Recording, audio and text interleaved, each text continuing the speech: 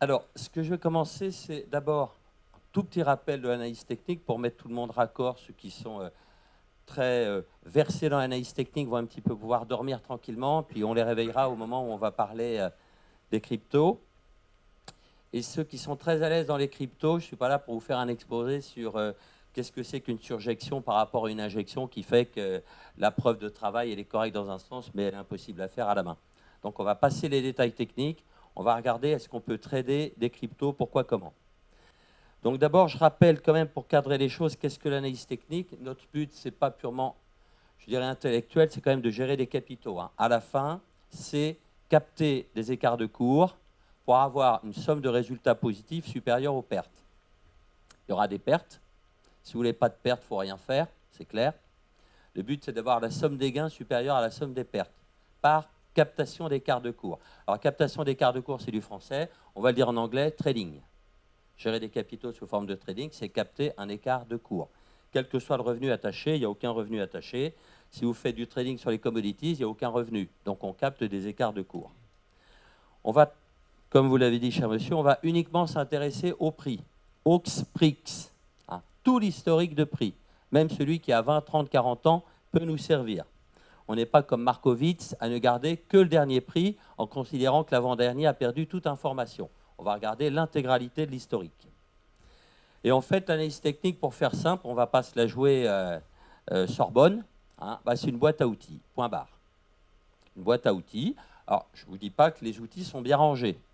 C'est un petit peu le foutoir. C'est un petit peu le bazar. Il y a un universitaire américain qui a essayé de mettre de l'ordre là-dedans. De toute façon, il fait ce qu'il veut. Ça vous plaît, ça ne vous plaît pas. Ce n'est pas le problème. C'est une boîte à outils. Le premier outil qui est souvent négligé, sauf par ceux d'entre vous qui codent vraiment, qui ont essayé de coder un graphique un jour, c'est le graphique. Alors à coder, c'est l'horreur. Hein. Coder un graphique en informatique, c'est le truc pour étudiants de première année pour qu'il ait deux et qu'ils comprennent qu'il va falloir travailler. Même mathématiquement, un graphique, il y a plein d'hypothèses sous-jacentes. Souvent, on les oublie. Hein. On passe au galop là-dessus, c'est un graphique, oui, ok, allez hop, on va à la page 20. En fait, c'est très technique, un graphique. Il y a des hypothèses sous-jacentes, il ne faut jamais les oublier, comme le résumé du temps. Une fois qu'on a construit nos graphiques, on va avoir nos outils. Alors là, j'ai juste mis quelques-uns, mais ça, vous les connaissez. Deux questions se posent. Comment je passe de ces outils à des ordres de gestion? Et comme vous allez régulièrement faire des pertes qui vont, comme l'a dit monsieur, générer des chocs émotionnels, je vois que vous en revenez, hein, on revient du front, eh bien vous allez très vite vous poser la question, j'ai été un peu vite, finalement, est-ce que ça marche vraiment l'analyse technique? Tout le monde me dit c'est de la foutaise, c'est des petits graphiques à 2 balles, je viens de me prendre des pertes, est-ce que je ne suis pas en train d'utiliser une méthode qui vaut zéro? Hein, il y a des ouvrages américains très célèbres sur l'analyse technique à mettre au panier immédiatement. Hein. J'oublie toujours le titre de l'ouvrage, mais il y en a un, je crois que c'est La marche aléatoire des marchés. The Random Walk Theory of machin truc. Il y a des profs qui pourraient nous dire ce que c'est, le titre, enfin l'auteur, je l'ai oublié. Et je m'en porte très bien. Première approche de l'analyse technique, sur quoi ça repose? Et là, c'est scientifique. Vous allez voir que c'est très scientifique. 2 invariants. Toute méthode scientifique qui n'a pas d'invariant à la base, poubelle. Ça ne sert à rien d'étudier le passé. S'il n'y a pas un invariant, ça ne marchera pas demain. Donc il faut des phénomènes invariants dans le temps. Nous, on en a 2, tout va bien. La psychologie des êtres humains face à l'imprévisible, choc émotionnel. Et l'être humain face à l'imprévisible de gagner ou perdre alors qu'il n'a rien fait pour. Il s'est mis en position, mais le résultat ne dépend pas de lui, c'est le retour du marché, c'est la cupidité et l'orgueil. Homme, femme, quel que soit votre âge, vos origines, enfin là, cupidité, orgueil, soit vous faites du coaching pour dépasser ces émotions, soit vous les prenez dans la figure. Si vous gérez vos capitaux, c'est direct. Si vous gérez ceux des autres, c'est le bonus l'année d'après. Croyez-moi, c'est la même chose. Hein, j'ai quelques élèves dans certaines écoles qui ont rencontré des gérants à 33 ans à Londres qui se prennent 90 millions de sterling de bonus. S'il n'y a pas de choc émotionnel, j'ai rien compris aux émotions. Donc tout le monde a des chocs. Le deuxième invariant, c'est la rencontre de l'offre et de la demande qui fait que le cours existe. Depuis la nuit des temps, le nombre de procédés juridiques pour qu'un cours boursier existe par rencontre de l'offre et de la demande, il y en a 2. Fixing, cotation continue. Il n'y en a pas 3, il n'y en a pas 4, il n'y en a pas 1, il y en a 2. C'est toujours le même. Et ça génère certaines conséquences. Alors, on ne va pas faire ici un travail mathématique, c'est barbant, ça intéresse très peu de personnes, mais il en découle des patterns. Qu'est-ce qu'un pattern? configuration géométrique d'évolution des cours qui revient régulièrement et que l'on maîtrise statistiquement. C'est tout simple. Alors ces patterns, la démarche logique, c'est d'en connaître la liste. Ensuite, de savoir les connaître, les connaître, on va dire, dans le passé, pour pouvoir les reconnaître dans l'instant présent quand ils se produisent. Cadeau, vous n'avez pas besoin d'apprendre la liste, vous allez à une association comme la FAT, on va bien vous guider pour connaître l'essentiel de la liste. La liste n'est pas exhaustive. Il y a toujours des petits malins qui ont leur petit pattern perso dans un coin. Je connais même un ancien responsable analyste technique d'une grande banque française, je ne dirais pas son nom, mais ils sont très copains avec les pompiers, si vous voyez ce que je veux dire. L'analyste technique avait dans son coffre-fort la formule des 3 meilleures moyennes mobiles. Bon, toujours trouvé ça un peu bizarre, mais enfin, il en était très fier. Donc, pas besoin de connaître la liste, pas besoin de croire qu'elle est finie. Ce qui suffit, c'est de connaître l'essentiel, de savoir les reconnaître, ce qui n'est pas évident, ça prend beaucoup de temps. Et après, savoir les reconnaître en live quand vous avez les doigts dans la prise. Là, c'est un petit peu plus compliqué. Hein. Ça, c'est le fondement. Donc, notre input, comme monsieur, c'est exactement la même chose, l'historique. Et vous allez voir que l'historique, ça va poser quelques petits problèmes, notamment pour les cryptos. Premier outil, le graphique. Une fois que vous avez passé cet obstacle, on verra qu'il y a des logiciels gratuits très bien faits. On va avoir une liste. Et c'est vrai que la liste, là, j'ai mis un petit peu, j'ai simplement voulu densifier le slide. La liste est énorme, énorme, énorme, énorme. Par exemple, les indicateurs techniques, il y a un Américain qui dit qu'il y en a un nouveau tous les mois. Il s'appelle Perry Kaufman, pas le nouvel indice, hein, l'analyste qui dit ça. Hein. Et pour lui, sur tout ce qui existe, 90%, c'est une ressucée de tout un tas d'indices avec une variante qui a été changée. Donc, si vous voulez connaître tous les outils, ça va vous prendre du temps. Ce qui est important, c'est de connaître, on va dire, l'ensemble des grandes familles d'outils. Pourquoi ? Parce que vous n'êtes pas bon dans tous les outils. Nous ne sommes pas bons dans tous les outils. Nous réussissons bien avec certains, mal avec d'autres. À une époque de votre vie, vous allez bien réussir avec certains, vous ne comprenez pas les autres. Puis 10 ans après, il y a quelqu'un qui vous explique correctement. Et là, lumière, ça y est, vous comprenez mieux l'autre outil. D'où l'intérêt de venir à la FAT et de rencontrer plein de gens. C'est une espèce de brainstorming. Et vous allez pouvoir vous intéresser à des outils qui, pendant des années, vous ont absolument paru hermétiques. Et puis un matin, on comprend. Ou alors un matin, vous abandonnez un outil, vous dites « Ah non, j'ai cru comprendre, mais je ne comprends rien ». Certains outils sont très à la mode, vous reconnaissez notamment l'Ishimoku, c'est très à la mode. Ce qui compte, ce n'est pas qu'un outil soit à la mode. Ce n'est pas que vous l'aimiez, c'est que vous arriviez à gagner de l'argent avec, point à la ligne. Si un outil est à la mode, s'il vous plaît, si intellectuellement il vous séduit, mais qu'avec vous ne faites que des pertes, à mon avis, abandonnez-le pour des outils 4 fois plus simples avec lesquels vous allez faire des gains. Donc la boîte à outils, elle est dense, il faut la parcourir, il faut sélectionner ceux avec lesquels vous êtes efficace. Quel est l'usage des outils? Attention, je n'ai pas dit le but. Quel est l'usage des outils d'analyse technique? On va repérer des patterns, et il y a un objet bizarre en analyse technique qui n'est pas un pattern, mais qui est le méta-pattern du marché, c'est la tendance. Elle, on ne la repère pas, elle est toujours là. On va la qualifier. Ce n'est pas une mince affaire. Et grâce à ça, on va enfin atteindre notre objectif. On a quand même travaillé. Hein. Notre objectif, c'est surtout pas de prévoir le futur. Nous, on va élaborer des scénarios. Et on va en retenir un. Ça, c'est notre objectif. Impossible de prévoir. D'abord, ça peut se démontrer mathématiquement. C'est impossible de prévoir. Et la réalité, croyez-moi, il y a un cimetière de gens qui ont essayé de prévoir. Il n'y a plus de place. Le point important, ça va être la maîtrise statistique de nos patterns. Même si ce n'est pas des stats faits par ordinateur ou par logiciel de calcul. Ça peut être dans votre tête. Vous avez une idée de la stat. Parce que grâce à ça, vous allez pouvoir mesurer les enjeux. Là, c'est un des rares points où je ne suis pas du tout d'accord avec monsieur, par exemple. Mais c'est normal, si un jour vous achetez, je vendrai. Si vous vendez, j'achèterai. C'est très bien de ne pas être d'accord sur les marchés. On est copains parce qu'on n'est pas d'accord sur les fondements. Vous pouvez très bien, par exemple, avoir un pattern qui va vous donner un taux de succès de 40%. Sauf que statistiquement, vous savez que quand vous gagnez 3 fois ce que vous perdez. Le process est parfaitement gagnant. Alors, c'est peut-être que vous n'aviez pas fini l'explication, je suppose. Oui, je m'en doute. C'est pour ça que je me permets de vous taquiner. Oui, oui, si vous regardez l'espérance mathématique, c'est différent. Mais par conséquent, le money management va être... Alors, les Anglais sont beaucoup plus, on va dire, neutres avec l'argent. Hein. Les Latins, l'argent, vous, c'est mal, cachez cette monnaie que je ne saurais voir. Donc, nous, on dit contrôle de risque. C'est complètement démotivant. Le money management, ce n'est pas le contrôle de risque. C'est un risque adapté à l'espérance de profit. Donc, il y a un rapport entre ce que je peux gagner et ce que je peux perdre qui est cohérent. Et ça, on va l'avoir parce qu'on a une maîtrise statistique de nos patterns. Alors, je sais, je vois très bien avec mes étudiants, ceux qui sont risk lovers, comme on dit, c'est les Asiatiques. C'est les fans du jeu. Le plus grand casino, ce n'est pas à Yvetot ou à Étretat que vous le trouvez. Hein. Le plus grand casino du monde, c'est Macao. Hein.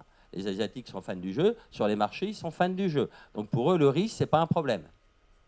Alors qu'en France, je peux vous dire, si vous avez un gérant qui vous fait perdre quelques pour millièmes, ça ne se passe pas toujours très bien. Donc le money management, il va dépasser ça, il regarde, est-ce que le rapport, on va dire, espérance-risque, il est correct compte tenu de votre personnalité, et chacun a le sien. C'est pour ça que toutes les théories de mesure de risque par Harry Markowitz sont fausses.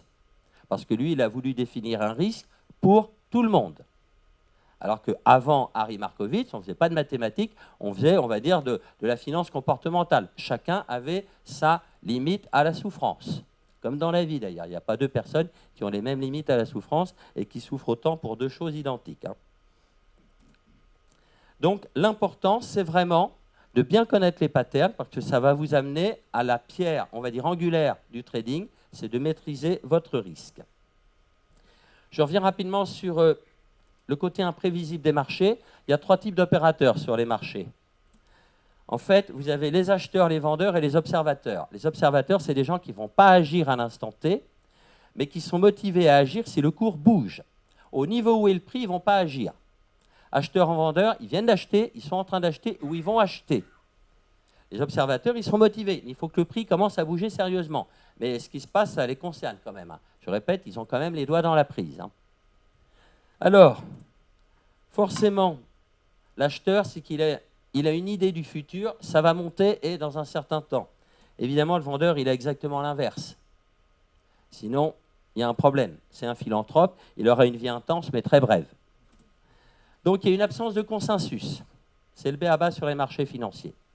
Absence de consensus, ils ne sont pas d'accord. Donc, toutes les théories, le prix, c'est un prix d'équilibre, ça ne veut rien dire. Dire qu'un échange est équilibré parce qu'il y en a un qui donne une chose et l'autre le prend, c'est complètement stupide, c'est pas grave, on apprend ça dans toutes les facs. Il y a un besoin de contrepartie, c'est le b.a.-ba des marchés. Vous allez voir, la conséquence sur l'imprévisibilité et la psychologie, elle est immédiate. Je suis vendeur parce que je pense que ça va baisser, je ne vais pouvoir mettre en œuvre ma pensée que si quelqu'un pense l'inverse. C'est un peu schizophrène comme truc. Mais s'il n'y a pas ça, votre pensée que le marché va baisser, vous ne pouvez pas la mettre en œuvre. Quand tout le monde pense que le marché baisse, qu'est-ce qu'il fait ? Non, il ne baisse pas, il y a un crack. Immédiatement, il chute jusqu'au point où, de nouveau, il y a une absence de consensus. Il y a des gens qui pensent que ça peut monter, ils vont être en face de vous. En fait, un des patterns les plus connus, c'est le gap, le saut. Absence de cotation veut dire que tout le monde était d'un côté. C'est ce que nos arrière-grands-parents n'aimaient pas. On prenait la balance de notre grand-père, vous savez, une balance Roberval, et on mettait un gros point d'un côté. Et là, on se prenait une claque de l'autre côté parce que ça cassait la balance. Sur les marchés, si tout le monde est acheteur ou tout le monde est vendeur, il n'y a pas de marché. Point à la ligne. Et vous voyez que l'horizon temporel et le décalage de prix anticipé par l'acheteur et le vendeur n'ont aucun lien. Absolument aucun lien. Il y en a un qui pense que ça va baisser, l'autre que ça va monter. Peut-être ça va baisser dans 2 minutes et l'autre pense que ça va monter dans 3 ans. Ce n'est pas votre problème, ce n'est pas le leur.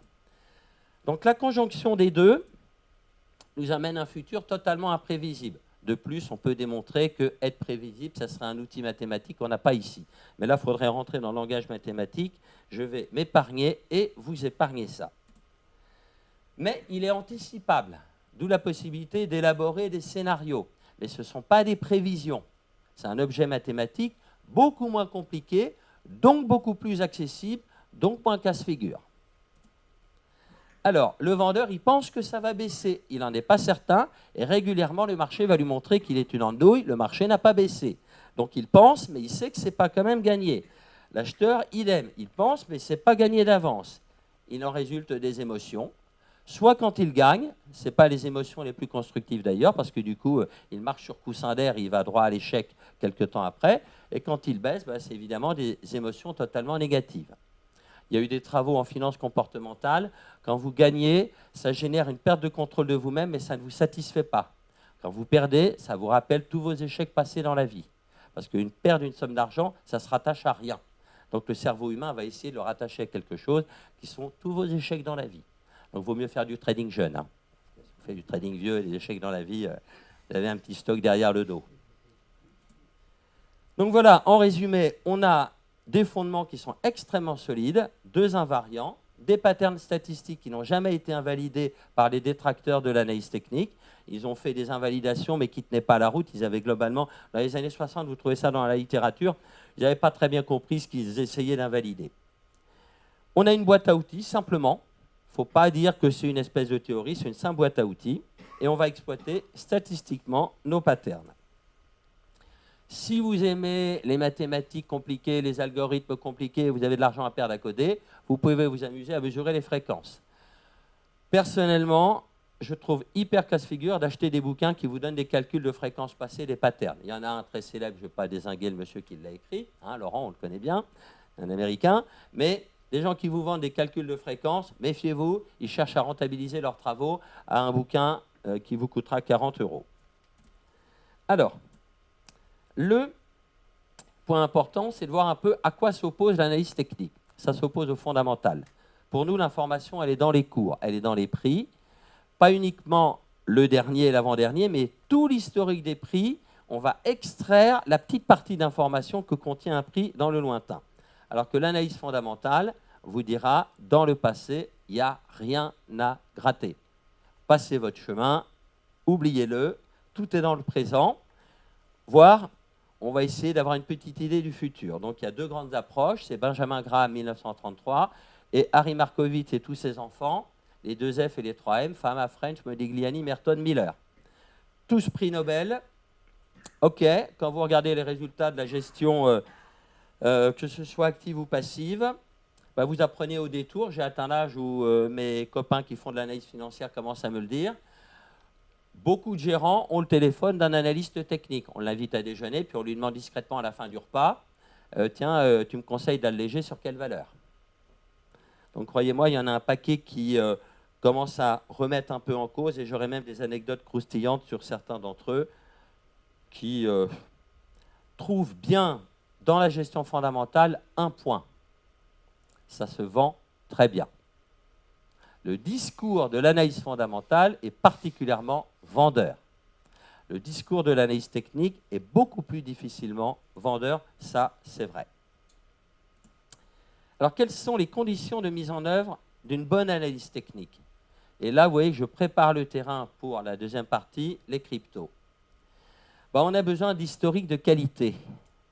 Donc vous voyez tout de suite le petit problème qu'on va avoir avec certaines cryptos. Ça vient d'où cet historique? On a connu la même chose en AT avec les débuts d'Internet, grand public, hein, puisqu'Internet, j'ai un copain qui est codeur sur, qui code et qui contactait ses clients en 1983 avec CompuServe. Donc si vous voulez, Internet, ce n'est pas nouveau. Mais en 2000, on a connu, on va dire, une vulgarisation. Et on trouvait des historiques gratuits. Il y avait des sites, vous aviez des historiques gratuits. Puis vous appreniez au détour de conversation que les historiques étaient entièrement faussés. Il ne fallait surtout pas tenir compte des données. C'était n'importe quoi. Je ne dirais pas son nom, il s'appelait Finrus, le site. C'était n'importe quoi. Et même, pour avoir fait des travaux sur du big data, c'est important, il y a quand même un peu plus de 15 ans, je peux vous dire que chez Bloomberg comme chez Reuters, les historiques ne sont pas justes. Alors vous faites du backtesting avec Bloomberg, vous dites, bon ça va, j'ai payé 2000 $ par mois, ça doit être de la qualité. Alors les historiques end of day, ça va, historiques fin de journée, bon, pour que ça ne soit pas juste, il faut vraiment qu'ils fassent des erreurs, mais en intraday, les historiques sont bourrés d'erreurs. Et moi, en tant que Français, j'ai eu le culot d'envoyer un fichier à Londres en leur disant, là c'est incohérent, c'est incohérent, c'est incohérent. J'ai jamais eu de réponse à mon mail. Hein. Ils n'ont pas voulu. Il faut dire que le fichier était trop long pour qu'ils répondent à tout. Hein. Mais quand ils vous sortent des historiques où il y a un cours qui est supérieur au high ou un autre qui est inférieur au low, vous dites là, il y a peut-être un petit problème dans les historiques. Sur Reuters, vous avez même des gens qui corrigent des photiques à la main quand il y a des erreurs. Ça arrive sur les marchés. Si vous voulez des historiques propres, ça va vous coûter très, très, très cher. Il y a un produit qui est connu pour ça, ça s'appelle CQG. Là, les historiques sont à peu près propres et ça coûte les yeux de la tête. Donc la qualité des historiques en analyse technique, c'est vrai, c'est un point très, très important. Et puis la liquidité. Si vous voulez faire de l'analyse technique sur un contrat à terme pétrole à échéance 8 ans, bah aujourd'hui, il n'y a pas beaucoup de liquidité. Il y aura de la liquidité sur ce contrat que les 9 derniers mois. Donc on sait bien que notre problème, c'est la liquidité. Donc évidemment, on va avoir un petit problème. Je vais quand même répondre à la question, les cryptos sont-elles des monnaies? Et là, vous allez pouvoir me situer géographiquement en France, puisque ma réponse, ça sera oui et non. Donc déjà, mon origine géographique, ce n'est pas trop compliqué. En fait, ce qu'il faut, et là je répondrai un peu à monsieur qui se posait la question, est-ce que si j'achète ma baguette, il va y avoir un problème le lendemain? En fait, c'est quand vous allez sur les forums où des gens débattent de ça, ils ne se rendent pas compte qu'ils ont raison tant ceux qui disent oui que ceux qui disent non. Parce que la solution, c'est une monnaie. Elle est une monnaie pour vous si vous le voulez. Donc si vous dites non, bah, très bien, vous n'aimez pas ça, n'en dégoûtez pas les autres. Si pour vous c'est une monnaie, bah, très bien, vous allez vous en servir comme une monnaie et vous allez accepter que d'autres l'utilisent vis-à-vis de vous comme une monnaie. Donc plus il y a d'utilisateurs d'une crypto, plus elle devient de fait une monnaie, puisqu'elle est utilisée par beaucoup de monde. Le seul petit problème que vous aurez, c'est qu'elle n'a pas le caractère libératoire. Quand vous avez un bien qui n'a pas besoin d'être imposé par la loi, tout le monde fait confiance à un bien.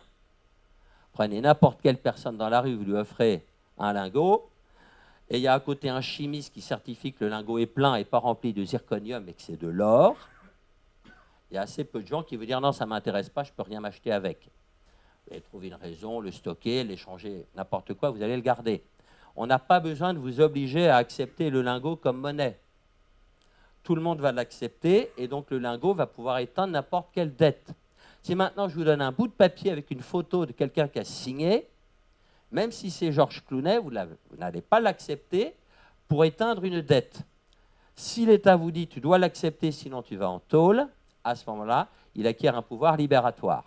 C'est ça le pouvoir libératoire et il a usage légal. Il dit il a cours légal. Je rappelle quand même que pour imposer les billets de banque à la Révolution française, les gens qui les refusaient, on les guillotinait. C'est la première cause de guillotine pour les Parisiens, les marchands qui refusaient les assignats. Du coup, on s'est habitué à accepter les billets. Voilà, parce que c'était ça où on perdait la partie tête. Voilà. C'était un petit peu gênant quand même. Donc ça, c'est les monnaies gouvernementales. Mais attention, il faut savoir que des monnaies n'ont pas toujours été imposées par les chefs d'État. Si vous regardez en France le créateur du franc, à savoir Saint-Louis, appelé saint de son vivant par ses concitoyens, il a proposé une nouvelle monnaie parce que les échanges monétaires ne fonctionnaient plus à son époque. Il a dit, si vous voulez, vous allez utiliser ma monnaie. Elle n'a aucun pouvoir légal. Évidemment, tout le monde s'est précipité parce que sa monnaie, elle était impeccable. Mais il ne l'a jamais imposée. Ça a été Philippe le Bel qui a commencé le petit coup subtil politique d'imposer sa monnaie. Donc, il faut savoir que le Bitcoin peut tout à fait, ou toute autre crypto-monnaie, avoir, on va dire, les mêmes aléas, on va dire, politiques. Donc, est-ce qu'une crypto est une monnaie? Même si elle n'a pas le pouvoir libératoire, si donc ce sont des particuliers qui ne sont pas assujettis par la loi de recevoir tel type de monnaie, ce qui est le cas des commerçants qui sont contraints par la loi, une crypto peut tout à fait devenir une monnaie pour certaines personnes. Alors, messieurs, vous irez voir en Suisse, il y a une deuxième monnaie totalement légale qui ne sert pas pour acheter sa baguette, qui s'appelle le WIR, W-I-R. Elle n'est pas très connue parce que seuls les grands commerçants s'en servent. Et la Confédération autorise cette deuxième monnaie justement pour des commerçants qui ont une certaine surface financière. Donc qu'un État permette deux monnaies totalement légales et en concurrence, oui, ça existe déjà. Puis maintenant, si vous allez dans certains pays d'Amérique latine, le billet vert passe très bien, je vous assure, on ne vous demandera rien. Donc, est-ce que les cryptos sont une monnaie? La réponse, c'est non. Plus on va utiliser les cryptos, plus il y aura de gens qui auront passé le cap, on va dire, de l'appréhension, et plus ça deviendra une monnaie. Mais au début, en fait, Il y a un trading spéculatif pour dire je vais acheter mon stock de crypto avant tout le monde. D'où, en effet, un certain biais haussier. Donc, je vais vous montrer simplement sur certaines cryptos, vous allez voir comment j'ai choisi les quelques cryptos, qu'on retrouve quelques-uns de nos patterns. Je ne veux pas les passer en revue, ça serait évidemment bien trop long. Et vous avez tous envie de vous retrouver là-bas, puisque je vois qu'ils sont en train de vous préparer quelque chose de très sympathique. Alors, comment est-ce que j'ai choisi mes cryptos? Je suis allé prendre l'indice BGCI, Bloomberg Galaxy Crypto Index. Donc, Reuters comme Bloomberg, ils ont créé des indices de crypto. Et là, vous avez la composition, donc c'est mis à jour il y a quelques jours, hein, de septembre 2019. Voilà. Et vous avez même le poids de chacun, c'est très très bien fait. Donc, Bitcoin, Ethereum, Ripple, le Bitcoin Cash, le Litecoin et l'IOS. Alors, ils ont tous leurs particularités. Vous avez des sites qui vous expliquent très très bien pourquoi quelle crypto est mieux que telle autre, parce qu'elle est plus rapide à miner, parce qu'elle est ci, parce qu'elle est ça. Ce n'est pas mon problème. Je dirais, je ne regarde pas ça. Là, ce que fait Bloomberg, c'est qu'il nous donne les principales sur lesquelles, en effet, on a de la liquidité. Il y en a plus de 2000, je crois, à peu près aujourd'hui. Et il y en a qui ne sont pas vraiment liquides. Ça serait un peu le problème. Donc maintenant, je vais me rendre sur un site qui est tout à fait neutre. Et à la FAT, on aime bien respecter une certaine neutralité. C'est un site que je pense que vous connaissez tous, ProRealTime. C'est ProRealTime qui a été créé par un ancien de la FAT en 2000-2001. Quelqu'un de très sympathique qui s'appelait Cédric Sigvald et qui était un vrai fan d'analyse technique, au point qu'il a codé ça en Java. Ça lui a pris 2 ans de sa vie. Alors, maintenant, il a quitté la France. Hein. Bon, on va prendre par exemple le Bitcoin, classique, donc évidemment en USD. Alors, si je commence à prendre un graphique en données extrêmement importantes, en hebdo, une unité de temps élevée. Quand vous voyez ça, déjà en analyse technique, est-ce que ça nous choque? Non. Ça, c'est ultra classique, c'est une start-up. Une start-up vient d'être introduite en bourse, c'est exactement ce genre de graphique. Exactement.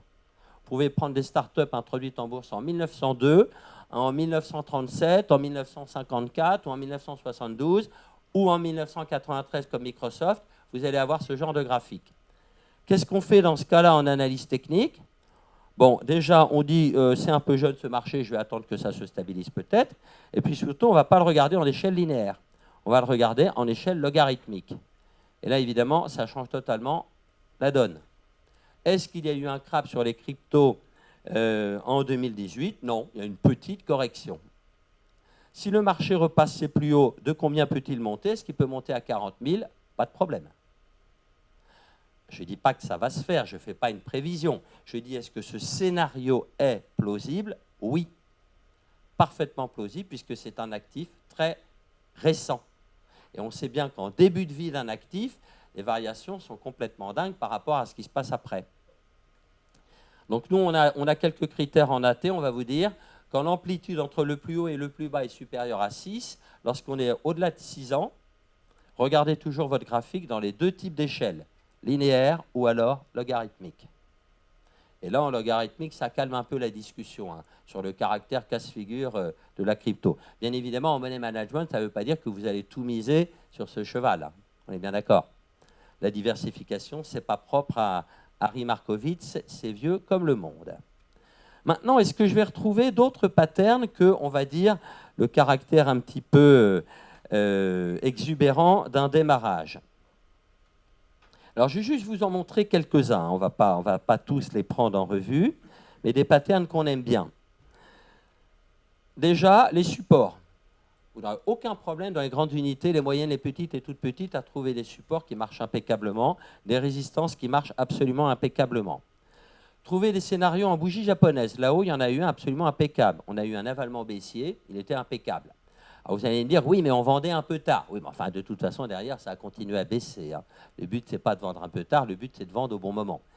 Pour vous, compte tenu de vos capitaux. Voilà, simplement 2 petites choses qu'on peut montrer. Des triangles, là, actuellement, on en a un magnifique. Et si on le regarde en plus dans des unités de temps plus petites, on voit très bien que si le marché le casse, il peut remonter tout à fait à son sommet de 20 000, ou il peut redescendre aux alentours de 5 000. Là encore, c'est des scénarios. Alors là, les seuils de sortie, il va falloir affiner en journalier pour les voir un petit peu plus. Parce que sinon, tu as un petit peu de mal à les voir. Donc vous allez trouver les éléments essentiels très à la mode actuellement. Il y a des modes en analyse technique, il y a des modes comme partout. Dans les années 90, avec le développement de l'ordinateur personnel, on a eu une mode des indicateurs parce que ça se calculait facilement. En 2010, les gens en sont un peu revenus. Maintenant, on est surtout axé sur l'étude des retournements, donc c'est-à-dire les sommets et les creux. Comment ils s'enchaînent les uns après les autres. Ça permet de ressortir la théorie de Dow. Et c'est beaucoup plus efficace que des outils qui ont des biais mathématiques énormes, comme les moyennes mobiles. Il faut savoir qu'une moyenne mobile, il y a une erreur mathématique dès le départ, quand même. Donc c'est un petit peu gênant. Et les bandes de Bollinger, même si Bollinger est descendant des Champagne du côté de Reims, il y a aussi des bugs mathématiques énormes. Donc actuellement, c'est vrai, il y a un regain énorme pour des outils très simples. Pattern magnifique que vous voyez quand vous vous mettez en journalier, par exemple, une inversion de polarité. Vous avez ici, sur des niveaux qui étaient des prix ronds, le marché qui bute, il repasse de l'autre côté, il va se mettre à buter en sens inverse. Là encore, ce que je vous montre là n'a pas un caractère démonstratif, c'est un caractère illustratif, c'est tout. Mais c'est pour vous montrer que ces patterns, il y en a. Alors, si vous voulez, je vous montre tous les patterns que j'ai trouvés. Vous êtes venu avec un sac de couchage, parce que là, la nuit va être très brève. Je vous montre quelques exemples de ce qu'on a trouvé. Sur le Bitcoin, c'est vrai, dès qu'on va descendre maintenant en intraday, on va en retrouver parce que c'est la plus liquide. Je vous montrerai tout à l'heure une autre où c'est un petit peu plus chaud. Si je passe en 1 heure, on a encore des jolis patterns. Mais c'est vrai, là, c'est la limite de mon triangle. C'est pour ça qu'actuellement, si on commence à casser les 2 petits sommets, là, je pense que le marché file à la hausse. En revanche, si tu casses ce support, on a un petit arrêt ici, mais après, tu te prends un gadin sur 5000 qui est un prix rond. Là, voyez-vous, en analyse technique, on regarde les prix ronds. Les prix ronds attirent les prix. C'est ça, c'est certain. Un prix rond sur l'axe des Y, ça attire le marché. Alors, pour les grands gérants, on le sait. Les grands gérants, on les appelle grands parce qu'ils gèrent des dizaines de milliards, pas parce qu'ils sont intelligents, je vous rassure tout de suite. Or, plus ils gèrent des capitaux importants, moins ils ont envie d'avoir une feuille Excel où la première ligne, c'est la ligne 12 et la dernière, la ligne 358. Comme m'a dit un jour un gérant, quand je parcours mon portefeuille, je fais 3 fois page bas et j'ai vu tout mon portefeuille. Donc les lignes sont de plus en plus importantes et donc ils aiment opérer sur des prix ronds. Plus un gérant est important, moins il aime acheter à 38,524. Il achètera à 38,2, 38,3, voire 38. Donc les prix ronds ont ce pouvoir. C'est idiot, c'est de la finance comportementale. Bien évidemment, là je franchis un tabou, je vous le dis. Il ne viendra pas vous le dire, il vous fera un emballage magnifique. Si vous voulez un exemple d'emballage magnifique, j'ai 2 sites à vous conseiller, je pense que tu les connais très bien. Vous allez tous les jours sur Ecorama et SICAV Online. Là, vous allez entendre des explications, c'est fabuleux. Je l'écoute tellement ça fait du bien. Vous savez, c'est remarquable ce qu'on entend. C'est un nectar intellectuel. Bon, maintenant, la réalité, chez les gérants, elle est beaucoup plus prosaïque. Donc voilà pour parler des 5000. Je vais zoomer, vous allez voir quelques-uns de ces patterns. Je sais qu'on a eu notamment, voilà, on a eu une magnifique tête-épaule par ici, et on a eu un magnifique double sommet, double creux, pardon, si j'arrive à le retrouver. Alors, il y en a un que j'avais vu, je vais essayer de vous le montrer. Alors voilà, attendez, ici, voilà. C'est-à-dire que tenir le micro plus, voilà, faire ça d'une main, je ne suis pas expert en la matière. Alors, où est-ce qu'il était? Alors voilà, oui, là, comme je l'ai sous les yeux, ça, je vous le dis. Ça, plus vous allez descendre, c'est le danger du trading sur un marché peu liquide. Plus vous allez descendre dans des unités de temps petites, plus vous allez avoir des décrochages. Et là, le money management vous impose à agir avec parcimonie et à bon escient. Toute petite quantité sur le marché, parce que ça, c'est une caractéristique. Tous les marchés peu liquides vous font des trucs comme ça. Que ce soit une small cap qui vient de sortir, ou même si elle est vieille de 20 ans, tant qu'elle est restée small caps, ça part à la hausse du jour au lendemain, ça va à la cave du jour au lendemain. Et vous n'avez pas le temps de vous retourner. Vraiment pas le temps. Ça, on le connaît sur les marchés de matières premières un petit peu agressifs. Vous allez sur certaines céréales, vous aurez ça. Le gaz naturel, j'ai un ami, il m'a dit c'est un marché de mèches. Vous avez des bougies avec des mèches absolument énormes. Donc, ça vous fait le coup du pigeon. Vous savez, le pigeon passe la tête au-dessus du mur et hop, on lui coupe la tête. Voilà. Donc, les marchés de mèches, c'est très dangereux. Les cryptos, dans les petites unités de temps, très dangereux à trader, c'est un marché de mèches. Il y a une raison à ça. Le public qui trade des cryptos est encore majoritairement des geeks. Il n'y a pas assez de diversité dans ce public. Donc les geeks réagissent aux mêmes nouvelles sur les mêmes forums spécialisés. Plus il y aura un public diversifié, de gens qui viendront de tous les horizons, et moins vous aurez ces mèches. De la même façon, plusieurs personnes pensent que le prochain crack viendra parce que c'est le même public qui agit, des étudiants qui ont les mêmes diplômes, qui ont la même vision, qui ont les mêmes outils Reuters et Bloomberg et qui font la même chose sur les marchés. Quand tout le public a la même, on va dire, culture, ça provoque des marchés extrêmement brutaux dans leur réaction à la moindre nouvelle qui les touche tous. Donc là, vous voyez, en effet, on a des choses comme ça. Et là, c'est le Bitcoin. Hein. Tenez, je vais vous le montrer comme j'en parle. Sur le Litecoin, c'est particulièrement éclairant. Voilà, LTC. Le Litecoin, c'est un processus un tout petit peu différent du Bitcoin. Donc, il y a une communauté. Ils ont divorcé un matin. Il y en a qui sont partis à droite, d'autres à gauche. Et le Litecoin est censé être plus rapide à miner, donc moins consommer d'électricité. Hein, je crois que je ne dis pas trop de bêtises, plus quelques petites particularités. Donc sur le Litecoin, vous allez avoir des patterns très très beaux, comme cette montée ici que vous avez avec une succession de creux et de sommets de plus en plus haut. C'est limite académique. On aime beaucoup ça en AT. Mais vous avez des chutes vertigineuses ou alors des envolées vertigineuses. Vous avez à peine le temps de rentrer. Hein, vous rentrez aussi facilement que lors du vote du Brexit. Hein. Vous voyez, ça chute comme une bille et puis vous ne pouvez rien faire. Donc ça, pour moi, c'est le principal inconvénient des cryptos. Les petites unités de temps où vous faites arracher la peau du dos, comme on dit en termes de trading, quand on est entre nous. Alors qu'en revanche, vous remonteriez dans des unités de temps plus élevées, vous n'avez pas ce risque. Donc vous allez avoir des très beaux trades assez simples à prendre, avec, tenez par exemple, la petite descente en marche d'escalier qui était assez sympathique, sur le seuil de 75 qui est un prix rond, un retournement qu'on avait déjà vécu ici, donc le marché confirmait la résistance, il est parti à la baisse gentiment, tout va bien. Et comme par hasard, vous avez vu ce retournement, vous vous êtes racheté. Donc là, vous allez avoir une perte émotionnelle. Ce n'est pas une perte financière, mais vous avez raté le coche. Hein, c'est comme tous les gens qui, en 2007, ont très bien vendu au plus haut et se sont rachetés 50 points plus tard. Ils ont raté 2000 points. Ça a l'air de rien, mais ça, c'est dévastateur pour un trader. Hein. Déjà, il n'ose pas en parler, parce qu'il dit, je vais passer pour un crétin. Hein. Il y avait 2500 points de baisse, j'en ai pris 23 au début, j'ai laissé tout le reste. Hein. Donc, vous perdez confiance après. Et le coup d'après, vous faites la bêtise. Donc, voyez-vous, ce genre de chute, là, en effet, ça ne peut pas se prévoir en AT. Mais on le sait, marché peu liquide, marché de mèche ou de très fort décalage. Alors après, le calcul de la vol, le problème, c'est que c'est un calcul qui mathématiquement est sur des plages constantes. Or, nous, en AT, on se dégage complètement de la durée des phénomènes. Donc, on a une espèce de liberté supérieure techniquement, parce qu'elle est plus simple à mettre en œuvre.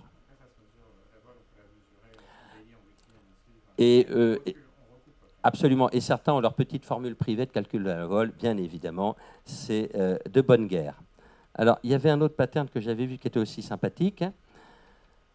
Donc, toujours ces prix ronds, hein, comme 90 qui vont marquer le marché. Voilà, là, on avait un magnifique double creux. Voyez-vous, j'ai un premier creux, j'ai un deuxième creux. Et alors, il est à peine allé au sommet. Donc, si vous avez mal calculé votre objectif, vous allez rater le sommet. Certains diront, il ne l'a pas atteint. Et en analyse technique, il y a une chose assez déroutante au début. C'est pour ça que l'entraînement, c'est vraiment quelque chose de compliqué. Quand un signal, un pattern ou un signal, le signal, c'est la façon dont on se sert du pattern. Lorsqu'il ne marche pas, il y a deux façons de traiter la chose. Il y a mes professeurs qui enseignent l'analyse fondamentale qui me disent « Ah, tu vois, ça n'a pas marché ». Et je leur réponds « Mais si, ça a très bien marché. Quand ça ne marche pas, il faut faire l'inverse. Quand vous avez un pattern qui dysfonctionne, à ce moment-là, vous avez un très fort scénario que le marché va aller très fort de l'autre côté. Et donc, typiquement, un double creux qui n'aurait pas fonctionné, derrière, le marché va baisser fort et va vous permettre, à minima, de récupérer votre perte. Bien évidemment, ce genre de trade demande d'avoir les nerfs solides. Les nerfs solides. Parce que vous êtes rentré à la hausse, le marché vous a donné une claque, il vous donne un signal à la baisse, il faut retourner votre veste. Hein. C'est le point commun entre les traders et les hommes politiques, il faut savoir retourner sa veste. Vite et bien. Ça paye plus en trading ou en politique d'ailleurs? Je ne sais pas qu'est-ce qui paye le mieux. Mais bon, ça, vous répondrez à la question. Or, émotionnellement, c'est difficile, ça. Soit le marché invalide votre signal, il faut accepter de retourner sa veste. Soit le marché vous donne le signal, il vous stoppe une première fois, il vous redonne le même signal, il faut rejouer la même opération. On a perdu une première fois. Psychologiquement, c'est très, très, très difficile. Dans votre tête, vous n'êtes pas à l'aise. Hein, le trading, c'est vraiment juguler les émotions. Vous avez certains sports qui sont très connus où on apprend à juguler ses émotions. Je citerai juste une activité humaine qui est très connue, c'est le test que font dans les grandes piscines les nageurs de combat. On les met au fond d'une piscine, on leur donne de l'oxygène, pression du fond de la piscine. On leur dit avec, maintenant tu remontes en nageant, tout seul, sans assistance d'oxygène, rien du tout. Leurs poumons sont remplis beaucoup trop bas. Donc s'ils gardent un tout petit peu d'oxygène, leurs poumons explosent. Ils doivent donc souffler avec la crainte de manquer d'oxygène. Leur cerveau leur dit tu dois faire ça, leur trip leur dit tu dois faire ça. Il y a une dichotomie qui se produit, c'est affreux. Les chocs émotionnels en trading, c'est la même chose. Une partie de vous-même vous dit de faire A, intellectuellement, l'autre partie vous dit de faire Z. Et ces chocs émotionnels, ce n'est pas le seul, hein, il y en a plein. Pourquoi vous croyez qu'on interdit à un médecin d'opérer sa femme ou son enfant? Dans les deux cas, il n'y aurait pas les mêmes chocs, mais il y aurait des chocs émotionnels. Parce que les assureurs disent, si vous opérez quelqu'un de votre famille, vous avez des chocs émotionnels. Donc le nombre de domaines dans la vie où les chocs émotionnels interdisent d'agir est très grand. En trading, personne ne va vous interdire, surtout pas votre broker. Donc évidemment, il faut juguler ces chocs si vous voulez être vivant. Et ça, c'est un travail qui va passer à la fois par l'analyse technique maîtrisée et après une maîtrise purement personnelle. Vous pouvez demander à tous nos amis qui sont ici présents, ils vous le confirmeront. Donc là, on avait en effet un magnifique pattern de double creux, et suivant la façon dont vous l'avez joué, il aura atteint son objectif ou pas. Les patterns d'analyse technique n'ont pas un caractère, on va dire, légal. Tu rentres là, tu sors là. Non, il y a toujours une petite patte personnelle. C'est comme les recettes de cuisine dans les bouquins. Vous achetez un bouquin de cuisine, il y a la recette. Puis après, il y a le tour de main. Et le tour de main, ça peut prendre un petit peu de temps. Litecoin, je vais descendre, vous allez voir le problème de liquidité quand je descends dans des toutes petites unités. Et vous allez retrouver exactement la même chose que quand vous êtes sur des actifs tout à fait classiques, peu liquides. Est-ce que vous allez trader un marché comme ça? Vous voyez un marché comme ça, vous fuyez. Même si c'est l'action L'Oréal. Le trading à haute fréquence se fait sur très peu de marchés.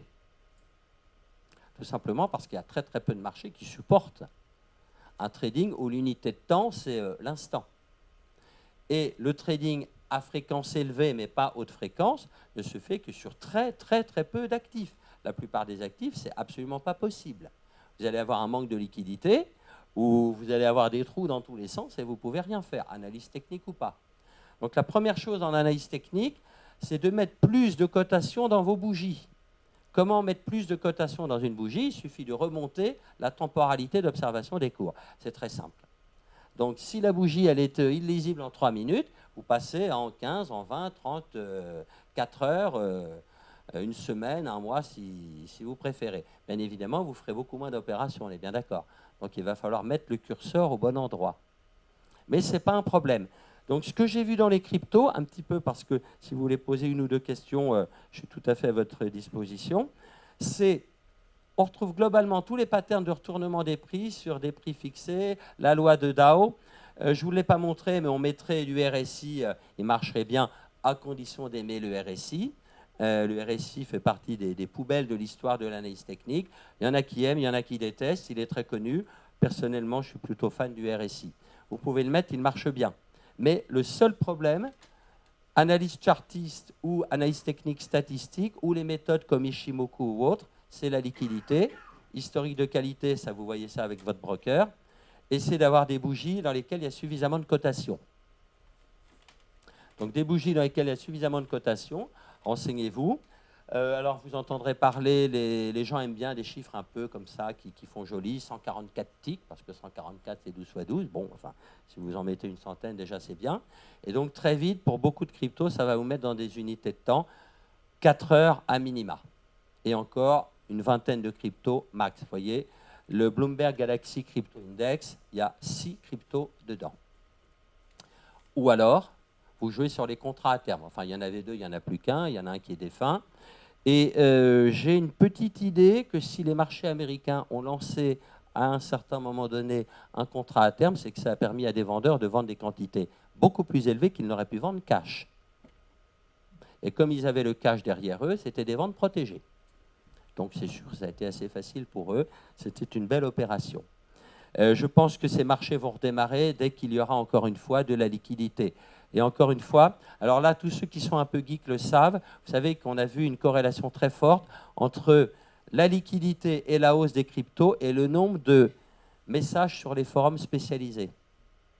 Hein, il y a un rapport très très net quand on regarde toute la hausse des cryptos, notamment du Bitcoin, et la hausse de la liquidité, entre ces phénomènes et, on va dire, le nombre de tweets, le nombre de mails, le nombre d'articles, le nombre de messages sur les forums spécialisés qui parlaient de la crypto. On pourrait même dire du nombre de conférences, quasiment. Faites un rapport, vous verrez que c'est très marqué. Ça parce que c'est un marché en émergence. On a exactement la même chose sur une action qui vient de démarrer. Autrefois, il y avait des actions qui étaient mises en bourse sur des bourses locales comme Bordeaux. Bon, j'ai rien contre Bordeaux, Nice, Nantes, Lyon, Nancy et Lille. C'était des bourses de province. La liquidité n'était pas énorme. Et plus on parlait de l'entreprise, plus on voyait un attrait soudain sur l'action en question. Donc on retrouve exactement ces phénomènes de marché de jeunesse sur les cryptos. Alors, je voudrais juste terminer, vous me permettrez un petit plaidoyer pro-domo entre guillemets. L'intérêt de la T, c'est que c'est le meilleur rapport temps passé résultat. Vous ne connaissez rien à l'économie, vous voulez devenir analyste financier, 50 boulots, résultat non garanti. Vous passez 1 an à bosser autant l'analyse technique, résultat garanti. Je prends une analogie, j'espère que je ne vais choquer personne.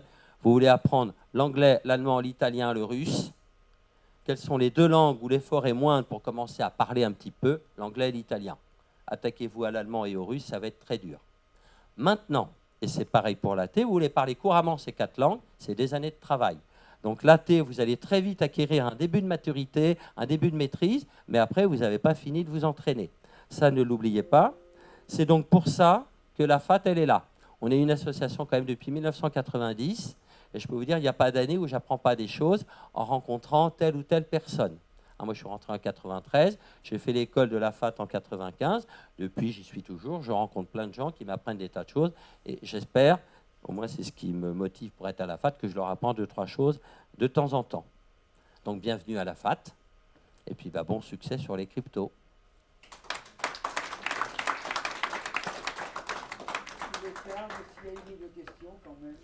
Oui, monsieur, oui.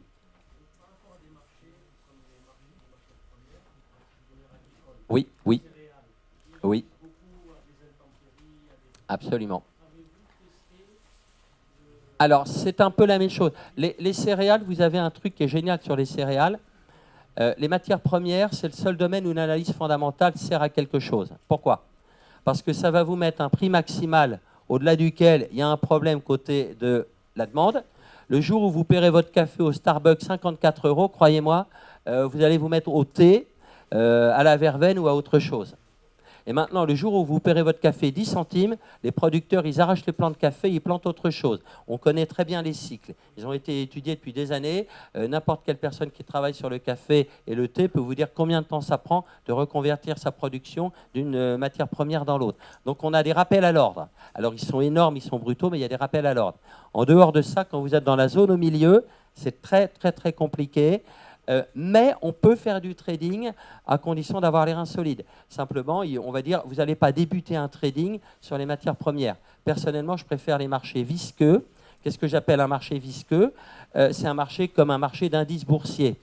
Alors, pas le DAX, maintenant, il est devenu un petit peu erratique, mais l'Eurostock 50, là, c'est un marché extrêmement visqueux. Vous n'allez pas avoir des mouvements brutaux. Le gaz naturel, c'est l'horreur. Gaz naturel, c'est le cas de le dire, excusez-moi du jeu de mots, mais je suis un peu fatigué, ça explose. On est d'accord?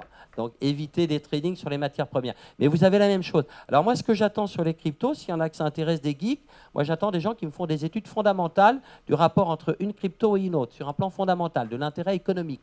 Là, il y aura quelque chose d'intéressant à considérer. Là, en effet, ça pourrait être intéressant de voir quel est l'intérêt économique d'une monnaie par rapport à une autre et pourquoi elle pourrait avoir plus de marché, donc plus de développement. Du genre Litecoin, Bitcoin. Voilà, mais sans rentrer dans des querelles d'ego, c'est moi qui l'ai créé, hein, comme Charlie, je ne sais plus comment, qui a créé l'iOS ou je ne sais plus quoi, qui est une vedette qui fait des conférences en dansant les claquettes. Je suis venu sans mes claquettes, désolé. Voilà. J'ai un peu répondu à votre question? J'ai débuté ma carrière pas très loin à Bourse des matières premières, sucre, café, cacao, soja, et j'ai connu 2-3 manœuvres un petit peu bizarres. Oui. Il y avait une autre question? Oui, monsieur.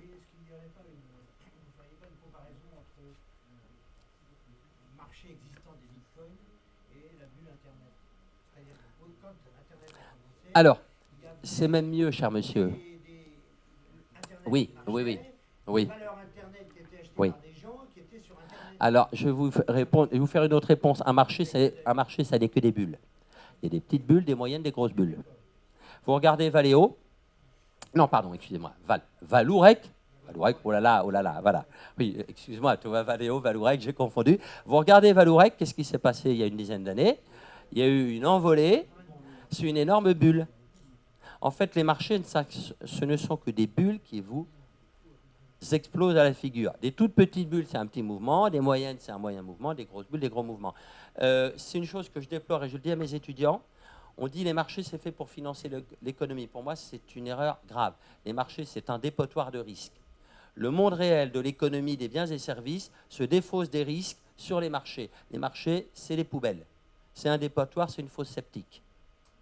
Et dedans, ça explose dans tous les sens. C'est pour ça qu'il ne faut surtout pas chercher à réguler les marchés. On ne régule pas une fosse septique. On met des enzymes dedans. Mais il faut laisser les marchés dépotoirs. Il y a d'autres métiers qui sont dépotoirs à risque. Un assureur, c'est un avaleur de risque. S'il n'y avait pas d'assureur, il y a des tas de métiers qui n'existeraient pas. C'est pour ça que c'est le plus vieux métier du monde, assureur. Hein. Mais les marchés financiers, c'est ça. Et à partir du moment où vous avez cette vision-là, ben, qu'il y ait des explosions dans tous les sens, c'est normal. Ce qu'il faut, c'est empêcher une communication à l'économie financière en permettant, comme par exemple en 29, un endettement massif incontrôlé. Le seul moyen d'éviter ça, c'est les chambres de compensation sur les marchés à terme. C'est pour ça que sur les marchés à terme, c'est les marchés les mieux réglementés du monde. Et quand vous avez la bourse de New York qui invite, pour contrôler les risques de sa bourse action, la responsable du risque des marchés à terme de Chicago, elle a proposé un plan. Au bout de quelques semaines, on l'a viré. Tellement son plan était efficace. Cherchez l'erreur. Les marchés à terme, il n'y a jamais d'explosion depuis la création des chambres de compensation modernes au XIXe siècle. Donc c'est un marché où on recycle le risque. Et il y a des gens dont le métier, c'est d'essayer de transformer le risque en or, les spéculateurs. Donc petite, moyenne, grosse bulle. Là-bas, non, il y a des bulles là-bas. Non, il n'y a pas de bulles là-bas. On va y passer aux bulles là-bas, oui. Une autre question, quelqu'un? Ou alors on peut continuer autour du... On continue autour du pot. On continue autour du pot. Alors, merci à Stéphane. Merci beaucoup de votre attention. Merci à Jean-Étienne.